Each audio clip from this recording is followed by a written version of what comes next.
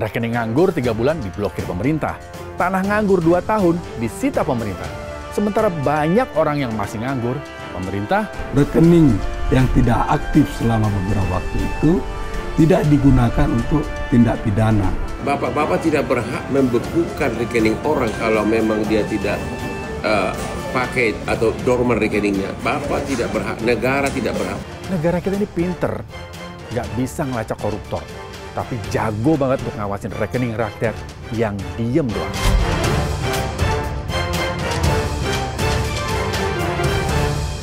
Ternyata bukan cuma orang yang bisa menganggur. Sekarang rekening pun bisa dianggap nganggur dan langsung diblokir sama pemerintah. Iya bro, rekening yang cuma diem, nggak ada transaksi 3 bulan sampai 6 bulan, dicurigai. Tapi anehnya, rekening koruptor yang kerja keras muterin uang haram, belum ada kabar tuh disentuh sama pemerintah.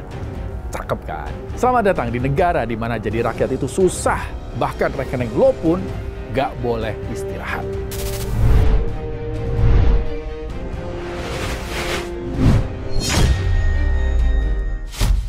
Oke, biar jelas, Pusat Pelaporan dan Analisis Transaksi Keuangan atau PPATK lagi rajin nih, bersih-bersih. Tapi yang disapu duluan malah debu di warung rakyat. PPATK ngumumin rekening yang nggak aktif selama 3 bulan bisa dianggap dorman atau diblokir sementara. Nah, apa itu dorman? Jadi rekening dorman, rekening yang nggak ada transaksi, penarikan, penyetoran, atau transfer dalam periode tertentu. Biasanya 3 sampai 6 bulan. Nah, menariknya, ada 140.000 rekening dorman yang tidak aktif selama lebih dari 10 tahun. Iya, 10 tahun. Di situ ada dana mengendap 428 miliar rupiah. Kebijakan blokir rekening ini katanya sih demi mencegah penyalahgunaan rekening untuk tindak pidana kayak judi online, kemudian pencucian uang, dan jual beli rekening.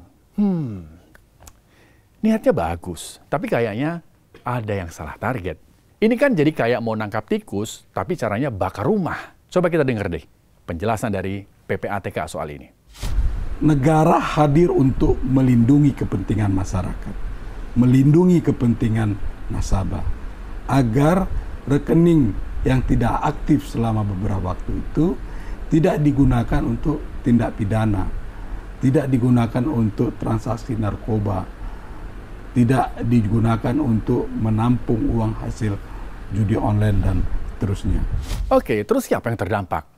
Ya rakyat biasa dong pastinya. Yang buka rekening cuma buat nabung untuk lebaran. Kemudian mereka-mereka yang emang niat nih punya rekening khusus buat dana darurat. Mereka juga yang punya rekeningnya khusus buat simpanan uang untuk anak sekolah. Ada juga pedagang kecil yang rekeningnya nggak dipakai 3 bulan karena sepi dagangannya. Terus tiba-tiba diblokir. Negara kita ini pinter. Nggak bisa ngelacak koruptor. Tapi jago banget untuk ngawasin rekening rakyat yang diem doang. PPATK melakukan penghentian sementara transaksi rekening yang dikategorikan dorman. PPATK melakukan perlindungan rekening nasabah, tentunya agar hak dan kepentingan nasabah bisa terlindungi. Uang nasabah tetap aman dan 100% utuh. Tujuan utamanya adalah mendorong bank dan pemilik rekening untuk melakukan verifikasi ulang dan memastikan rekening serta hak kepentingan nasabah terlindungi serta tidak disalahgunakan untuk berbagai kejahatan. Ngomong-ngomong nih Pak, PPATK apa sudah blokir rekening 18 tersangka koruptor tata kelola minyak mentah Pertamina? Kok nggak ada kabarnya Pak? Kok yang disasar rekening rakyat jelata? Isu ini jadi rame banget di media sosial. Beragam tanggapannya, tapi umumnya banyak yang protes. Bahkan pengacara selevel Hotman Paris pun angkat bicara soal ini. Jadi kalau rekening bank saudara tidak dipakai dalam 3-12 bulan, maka rekening saudara akan dibekukan oleh PPATK. Nanti untuk mencarikannya bakal repot. Pertanyaannya, saya belum jelas apakah dasarnya peraturan apa. Yang kedua, bapak-bapak pejabat kenapa merepotkan masyarakat? Kalau seorang ibu-ibu di kampung misalnya, dia misalnya buka rekening di bank, dibuka oleh anaknya, kan belum tentu dipakai sama ibunya, apalagi orang kampung. Ya, masa rekeningnya harus dibekukan? Dan itu kan melanggar hak ajasi. Bapak-bapak tidak berhak membekukan rekening orang kalau memang dia tidak pakai atau dorman rekeningnya. Bapak tidak berhak, negara tidak berhak. Itu hak pribadi orang. Jadi tolong agar peraturan tersebut dicabut. Tolong agar peraturan tersebut dicabut. Itu sangat melanggar hak ajasi manusia, ya? Dan akan sangat merepotkan bagi sebagian rakyat Indonesia yang pendidikannya di bawah rata-rata, khususnya di kampung-kampung. Oke? Sekali lagi, halo pemerintah, jangan repotkan rakyatmu sendiri. Ya, gue sih bisa ngerti lah ya gimana kecewanya mereka yang rekeningnya keblokir. Lagi butuh-butuhnya, pas mau ambil duit di ATM, duit malah nggak keluar. Memang sih, secara nominal nggak akan berkurang.